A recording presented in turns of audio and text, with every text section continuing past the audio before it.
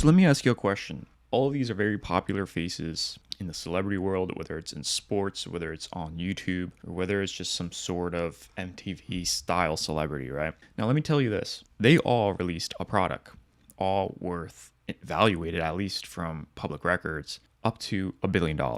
What is their secret? Now, if you're not living under a rock, and if you know who these faces are, you know that these people have millions of followers. They have a massive platforms across social media, whether it's on Instagram, whether it's on YouTube, whether it's on some other platform. These people have audiences that are just massive. Okay. Now, obviously, the video here is going to be talking about how to acquire customers for free, but there's a very important concept to understand here because if you have a distribution, this is like the perfect launch pad, how to just make money literally for free. Now, the thing also I want to ask you is what's the actual secret that turned all this into a success? Because you got to look at these people. They are their own respective identities in terms of the best at what they do. But it doesn't mean they're necessarily the best business operators here, per se, right? I mean, Kylie, she's a great face. She's a great personality for her and her family's show, what they do, being able to get attention, being able to be the supermodel, right? So she leverages her other assets and her unique personality to, become the best at pretty much what she does. McGregor, this dude is like a champion. McGregor, sport athlete champion, one of the best at what he does. Logan Paul and KSI, one of the best also YouTube personalities. I mean, they had some controversy. They were beefing at some point, and then all of a sudden they partner up on this drink, which is a super valuable company now. So, these guys, they aren't necessarily business operators, but don't get me wrong, it doesn't mean they're not great businessmen, right? I mean, all of them at some point had to know at least some basic principles of wealth and money generation in order to become as wealthy as they currently are now, right? So it doesn't mean like they're completely unaware to what it takes to actually become successful. But at the same time, if you look at what they're doing, if you look at who they are as individuals, one is an athlete, one is a personality star, another is, I guess you can say, an entertainment star for YouTube. Now, the real secret, and when you look at how valuable their companies are, I mean, Kylie Cosmetics, 1.2 bill, Proper 12 at approximately valued at 1 billion. And then when you look at Prime, I didn't even know their company was worth 1 billion, but it's somewhere around 1.5 to 2. Over here even says up to 3 to 8, so that's still in question. But the main secret behind this is that they're not the real main faces operating this. And I'm going to get to like the meat of the video in just a moment, but I just want to show you something. Kylie Jenner, while she's a face and stuff like that, the majority stake owner of Kylie Cosmetics isn't even Kylie. It's Coty Inc. And this is like a beauty conglomerate that has a massive stake in the company. And they pretty much provide all the infrastructure for being able to produce, I believe it's be able to produce, correct me if I'm wrong, the actual cosmetics, right? The product line, they have access to the networks, the facilities. So they pretty much provide the whole entire infrastructure for Kylie to be able to distribute these product scales, right? And I suppose that is a very difficult skill because, I mean, these guys are a massive player. They're a conglomerate. And on top, they have the infrastructure to provide this for a massive celebrity, A-list celebrity like Kylie is. So, I mean, they're the business operators here behind this massive celebrity. Whereas, say, for Proper 12, and I apologize, but this actually was meant to be here. This was meant to be here. But when you look at Proper 12, there's two other pretty much business owners behind Proper 12. So one is a sports manager, another one's the actual entrepreneur behind the brand here. And I mean, it says here from Google AI that he didn't even build this entire business alone. He had two other partners where they created this sort of parent company, and he was working with these business owners and he was working with these co-founders to pretty much turn Proper 12 into what it is now, right? Like, I mean, this guy, think about it, like, he probably doesn't have enough time to focus on this stuff, so he'd rather delegate this work to some business partners. And then for Prime, really what they are is just the marketing engine. And who I mean is the, KSI and Logan Paul. They're pretty much the marketing engine where they brought in as equity co-founders. And what's interesting, I didn't even know, but what's interesting is that this brand already existed before the two. Before the two even came to work on this, they were offered equity, giving each influencer an estimated equity of 20% in the brand for marketing. And then this brand, this business, Congo Brands, they own 60% controlling share. So they're the real ones actually making the most and at the same time operating this whole entire machine, pretty much producing all their wealth. It doesn't necessarily mean that they're the, the brand faces or whatever, right? But if you look more closely, There's someone under the weeds who knows exactly how to run this engine and at the same time scale it and then just slap a face on it, because a lot of people trust these faces, and then it can just literally skyrocket their valuations. It's insane. And what's so powerful about this model is that you're not necessarily marketing to a cold traffic audience. It's one of the most difficult things how to acquire customers with, because if someone doesn't know you, like if someone offered you their product or like their mixtape on a street, do you think you're going to buy it right away? Like if you go to New York, there's a bunch of people offering their mixtapes. I'm like, okay, hey, like, let me listen to your mixtape. Sure, just play it.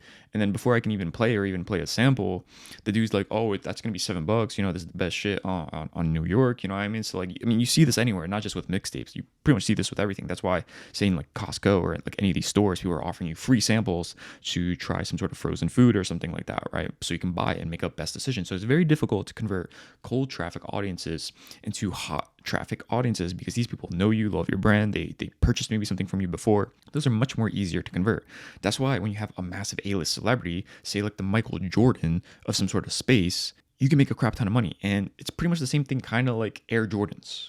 Michael Jordan, one of the most popular athletes of all time, especially in basketball. I'm not too sure, so don't try to roast me up in the comments. I don't know too sure exactly what the equity offer, partnership, co-founding deal structure is with Nike, but Nike owns the brand. Nike owns the brand. They brought in this massive celebrity. So either they were paying him one-time deals or offered him some sort of equity, maybe a limited time sort of equity for like the Jordan line, where he was the massive face of Jordans. I think that took him to $1 billion status. And because of that, I mean, this gives me so many ideas just thinking about it. Because of that, he has this massive product line. He has an incredible amount of wealth. He's probably produced more money with Jordans than I think from just being an athlete. I mean, that might be wrong. I don't know. But still, he was the massive marketing engine for it. He had a big audience and fan base of people who loved Michael Jordan, right? Like he was like this all-time great basketball player, especially when he was at his peak, right? People were going crazy at his games. So you can see here that when you have access to some sort of distribution, some sort of marketing engine, especially when there's like a massive audience base. Like imagine if you can work with Cristiano Ronaldo or someone like that, right? And so you're just easily plugged into a massive traffic source. And the best part about it is if you're working with these creators, they're providing the distribution. So the best part about this is your customer acquisition, like a very popular metric, right? Like how much are you paying just to get a customer?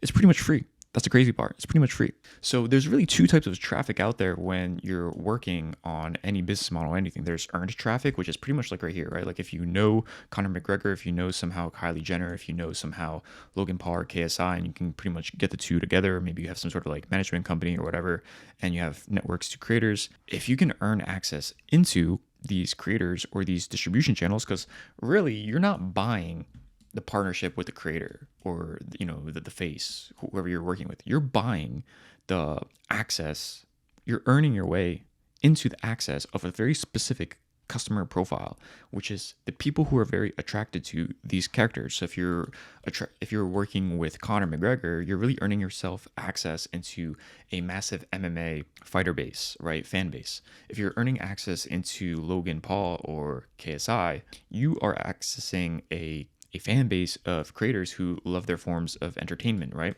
So it might be younger, it might be like teenager. I don't know exactly what it is, but you get the idea. And then if you're earning access into Kylie Jenner, you're probably getting access to some sort of girl, maybe a teenager, maybe an early adult. I'm not too entirely sure what Kylie talks about or she is doing nowadays, so I don't know, but I suppose it's around beauty. So that's the type of customer you're getting. So that's earned. And then there's paid, obviously, influencer marketing, paid advertising on Facebook, AdWords, say TikTok, whatever. Basically, like as an overlying theme, these are the two ways you can access traffic, right? And there's different ways how you can access free distribution, especially too if you don't have paid advertising budgets or if you're just trying to look for unique ways how to access capital or just some sort of distribution. I mean, there's also another one here that I didn't mention. I'm just going to quickly put it in before I forget. There's also affiliates, but let's just quickly go over them. So there's different ways how you can access free distribution. So creator partnerships, whether it's on TikTok, Facebook, Instagram, YouTube.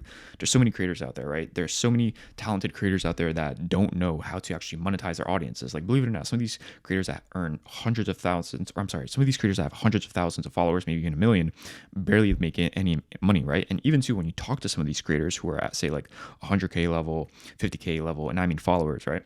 I mean, you talk to them, they have friends with other creators, and some of them tell them how much they're making, and it's not really anything crazy, right? So creator partnerships, they're talented at what they do, producing content, getting a lot of views, right? Building a fan base, community, whatever, but they may not have the business acumen to actually figure out how to monetize their audience effectively, right? And how much money you can pretty much make from any niche really depends, right? Because some niches are way more willing to spend on products versus say something else. Or just like the TAM, the total addressable market, might not be as big as you may think, right? And then there's celebrity partnerships on different levels. So if I'm talking here like Cristiano Ronaldo level, I'm talking here like the Jenner level, levels like that. B2B partnerships, if you can work with another business or maybe some sort of newsletter or maybe some sort of online business, maybe, I don't know, any type of business partnership. If you can access their customer base, free way how you can get distribution. Community partnerships, communities is one of the best ways how you can get access into just a free customer base. Because think about it, if you have one of the biggest communities in a certain niche for whatever, gardening, how to become a better parent, how to learn piano, how to salsa dance, whatever, you have pretty much access to a free lead list of a bunch of people you can market to, right? So community partnerships, any source that has distribution and attention, right? If you have access to anything that's some sort of attention there, this can potentially be a great way how you can pretty much acquire customers for free, right? If you don't have any sort of budget. And then affiliate networks. So this does require some creativity in terms of how you do it. So whether you're working with like an affiliate network like ClickBank or something like that, or if you're working with a affiliate program, you're maybe creating your own, or maybe, I don't know, someone wants to work with you as an affiliate and sell your product, because these people have to be self-motivated in their own way how to get you customers, right? So that's why recently, I forget what the startup's name is, I keep forgetting what their name is, but two brothers, very small scale startup. I think it was like a two-man operation at some point, and these guys were selling peptides. They pretty much created this massive successful marketing engine, and pretty much the main thing driving all their customers pretty much was their affiliates. It was a massive source of distribution, and they weren't really doing any more work, right? They had this built out affiliate network of affiliates, people coming and bringing them customers because they could make a crap ton of money selling peptides, and from that they were just getting free customers, right? And then they were making obviously their share to like their partners that they were paying out for purchases and stuff like that. But yeah, I mean, these are some ways how you can access distribution for free. This is one way you can earn your way into some sort of distribution. And then there's different kinds of models that accompany when you do have access to some sort of distribution. So whether it's by rev share, you're just sharing at the top line of revenue, rev share, profit share, so after operating costs, or maybe some sort of other structure you have. Affiliates, so maybe this person is willing to give you access to their audience, and then they can pretty much just earn a commission, and in return you get access to their audience. So it's pretty much a free lead list. Favors, maybe someone, a business or something like that, or maybe you can do some sort of deal where it's like, oh hey, I'll bill you this, or I'll bill you that, or I'll do this for you, or maybe I'll connect you with this person, something like that. And in exchange, maybe they will give you some sort of posts, maybe they'll give you some sort of access to their distribution, or maybe they'll do you some other sort of favor. So things like that, you have to kind of think creatively, because this one has some of the highest potential, because a lot of people, they just kind of look at it like this, but also take into consideration, if you want to work as like a rev share partner or profit share partner, either you need proof that you can get results, or secondly, this does take time, because this is B2B.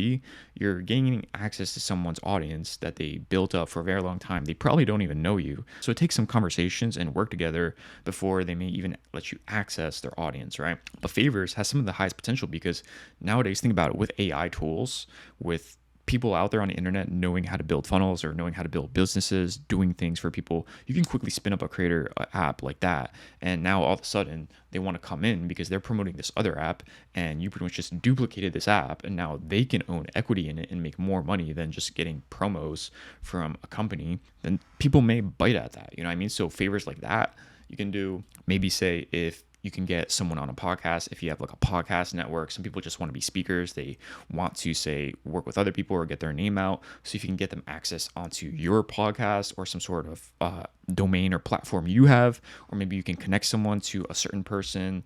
These are very valuable for creators, because they can just come in, they can expand their brand awareness, their name, their follower count, and then also to how many customers they are getting. So, and then in exchange, maybe they can promote you or something like that. Collabs. So this is kind of similar to favors, but just figuring out how you can collab, right? And then earn some sort of share off that, maybe exchange lead lists or something like that. But it's once again, you have to be kind of creative in terms of how you're doing it. Maybe you're throwing an event. So if you're throwing an event and you can do like a partnership where say, oh, hey, we're having all these guests here. You're more than welcome to come. It gives you an opportunity to network with other creators in your space. It gives you an opportunity also to bring your audience, tell them that you're about to be doing this, about to be a part of this cause or this mission or whatever you're doing, right? And at the same time, you can promote their products, your products, anything like that. Like, you've ever been to like a business event where everyone has like their slides, their events, whatever, and then at the end come all the pitches. So it's pretty much something like that, but you can make it digital, physical, or some sort of other unique way you format it with the creator, whether it's a webinar, a live webinar, or whatever. And then of course, co-founder. So this is pretty much similar to like what this is, but I mean, at some point, if you really want to take it serious with a creator and you believe they can hold their own weight, maybe their distribution is extremely valuable. Like, think about it. If you have, say, a Michael Jordan that accepts and says yes to your product, like, remember KSI and Paul? Yo, these guys, they didn't even own the company, and I don't even think they founded the company. It pretty much said here, like, this company, Congo Brands, retains 60% controlling share of the company, and they are pretty much the one. I mean, it says right here, they handle all the product formulation, legal compliance, international logistics, and retail distribution networks. So they're pretty much the ones who founded the product, and they pretty much found their product market fit through these guys, right? Because I suppose they had their audience, their ICP, right? And from that, they brought them on as co-founders to be like serious marketers for their product. And I mean, look how big the brand is. It's insane, right? I mean, I heard somewhere on a podcast I was listening to recently where in January of 2026 this year, they pulled in like 40 to 60 million in 1 month. That's the power of having creators of that level working on your brand, right? And you can create a whole business just by working with maybe 1 or 2 creators. It's crazy. So that's that. And then once you have, like, say, the way you can access the distribution, the model, and then here I'm going to kind of dive into like some sort of focuses of like what you can do to kind of take it to the next level before you scale it up with paid ads. So the initial objective when you're working with, say, any sort of initial distribution funnel access, right? Access to a community or audience, whatever, you want to get some sort of numbers. First off, you need to be working on the initial customer acquisition. You have to be able to turn an initial lead into a paying customer. That's the first proven thing you have to do. You have to get some sort of money extracted from an audience. So whether it's with an initial product, it could be digital, physical, e-commerce software. It doesn't matter what it is. Figure out how to get your first dollar. Once you have your first dollar, then you can start creating a robust funnel. Because right now we're working and experimenting with a organic funnel. This is all pretty much free distribution, free customer acquisition. And this is so important because once you have free customer acquisition, you can then do this something and scale it aggressively with paid ads, other networks, stores, store networks, affiliate networks, anything. But first, focus on one channel, figure out how to get that to profitability, get the numbers, get the metrics, and then from there, you can use this data to make estimated and judgment based on data decisions that can influence how much money you're making with paid ads, how profitable you are, whether or not it makes sense to do paid ads yet. So it's super important. Otherwise, you can go the paid ad route first, but just letting you know it's kind of risky. You may lose some money up front. And if you don't really have any capital right now, then it's kind of difficult to do that because every decision is kind of like fear-based. You don't know if it's going to work. You don't know how much you should be spending. But if you have access to an audience, a distribution platform, it's like free money right there. You know what I mean? So first thing you want to focus on is increasing the LTV. So whether you're putting people on recurring subscriptions, you have multi-offer pitches, and this doesn't mean it all has to be done in one day. Like, think about if you just put your whole entire product line stack on the first day someone meets you. Maybe give them, say, like some lipstick or something like that, something small. Just get some sort of money from them, some sort of lipstick, a booklet, maybe a PDF, something for them to consume. It could be a trial, it could be something, but get the first dollar from them. And then once you have that, focus on increasing the LTV. So multi-offer pitches, it could be over a 30-day period of multiple pitches. It could be after 7 days, after a couple days of the initial purchase, after 30 days, after 60 days, 45 days. You want to increase these LTV as much as possible because this number is super important because it tells you how much you can acquire a customer for before you're unprofitable. So you can get it through more offers, recurrings, getting people to buy more from you. Another focus is on ascending the customers. So turning free leads into some sort of paying customer, whether it's with a low ticket product, whether it's with something small, something that doesn't really require a commitment. You can also turn low ticket purchases into mid ticket offers or high ticket offers, or put customers on recurring. And some of these can be like different in terms of like how it's flowing. It could be from free leads into just high ticket purchases, or free leads into mid ticket. You just honestly just have to find something that works for you. And then the other focus is analytics, know your numbers. So create some sort of dashboard. I like creating custom dashboards in PostHog. So this can help you create different insights of how your funnels are working, LTV, customer acquisition, average order value in a funnel. This number is also, or this metric is very important on the front end too, especially because then you'll know immediately how much money you're making off the top, right? Because with this number or with this metric, you'll know immediately how much money you're making off the rip when, say, someone enters your funnel. It's pretty important because then it can tell you how much you can pay to acquire a customer profitably at break even or for a profit. Funnel conversion steps from previous steps, repeat purchases, customer activity. What are they doing with your product? How do they engage with your funnel? What are they doing that you're not aware of? How are they using your product in unexpected ways? I mean, some of these ideas here, this is some of the most powerful ways I've found to find other monetization techniques and strategies to make more money off the front end. Because think about it, if people are using your product in like some sort of wonky or weird way, you didn't expect them to do it. It means there's some sort of value there. They want more of it. And you have to just figure out how to make it as easy as possible for them to purchase more times with you. Because sometimes all the other things on the back end that you have for the customer, they might not even want that. They just might want the front end thing you have multiple times, consume it. Maybe they want it through a different business model like subscriptions or recurrings or credits or something like that versus how you're currently offering it. So pay attention to that because that's actually very valuable. So once you have these numbers, what we want to do is we want to start with the front end funnel AOV because this pretty much tells how much we can self-liquidate off the front end. Are we profitable? Like in e-commerce, like especially too when I started doing e-commerce a couple of years ago, I mean, this is like one of the best ways how you can know you're profitable, right? Like, are you making money on day one or not, right? It's just so easy. But what's more of an advanced technique is how much money you're making through the LTV, the span, the time of someone actually being in your business ecosystem. That's more valuable, but not just off the front end. Because when I was kind of coming into like just business, creating e-commerce businesses, whatever, I was just focusing on the front end. Like how much money am I making today? If I spend $1,000 today, how much money am I making back, right? But nonetheless, AOV can help you understand how much money you're making just right off the rip, right? Like just off the beginning, you acquire a customer profitably at break even or at a loss, right? And just because you're acquiring a customer at a loss doesn't mean this is bad. And that's where the importance of having a back end, because what's more, if you have the funnel built out with free distribution, if you have data over a period of 6 to 12 weeks, the more the better. And if you're acquiring customers that profitably at break even or a loss, this isn't bad at all.